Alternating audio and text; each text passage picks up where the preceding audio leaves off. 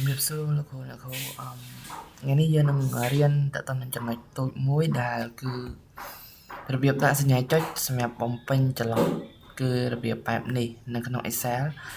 អញ្ចឹងនៅក្នុងកម្មវិធី Word លោកគ្រូដឹងស្រាប់ហើយយើងប្រើ tab ដើម្បីដាក់ចំណុចចុចប៉ុន្តែសម្រាប់នៅក្នុង Excel គឺយើងអាចប្រើ tab បានទេអញ្ចឹងលោកគ្រូត្រូវការប្រើរូបមន្តមួយគឺនេះរូបមន្តអក្សរក្រហមនេះគឺ add ផ្កាយហើយយើងដាក់សញ្ញាចុចមកអូខេតោះឥឡូវយើងមកធ្វើតនឹងសញ្ញាចុចនេះទាំងអស់គ្នាអញ្ចឹងដំបូងលោកគ្រូត្រូវការមើល cell សិនមើល cell លោកគ្រូត្រូវចុចកន្លែងមើល cell ហើយយកពាក្យ merge across ដើម្បី merge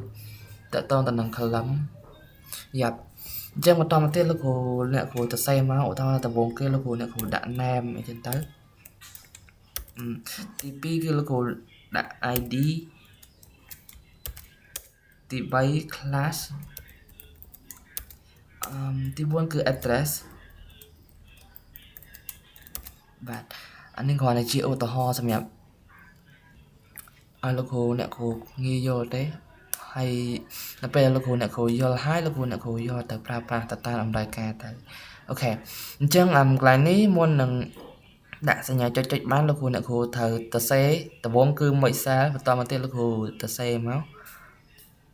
បន្តមកទៀតលោកគ្រូត្រូវការ select ទៅលើអ្វីដែលយើងបានទៅសេអ្វីដែលយើងចង់ដាក់សញ្ញាចុចហ្នឹងបន្តមកទៀតលោកគ្រូត្រូវកាន់ចូលកន្លែង number format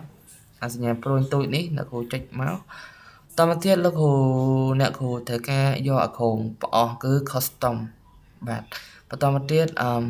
លោកគ្រូត្រូវការ select កន្លែង general ហ្នឹងលុបចោលទៅហើយ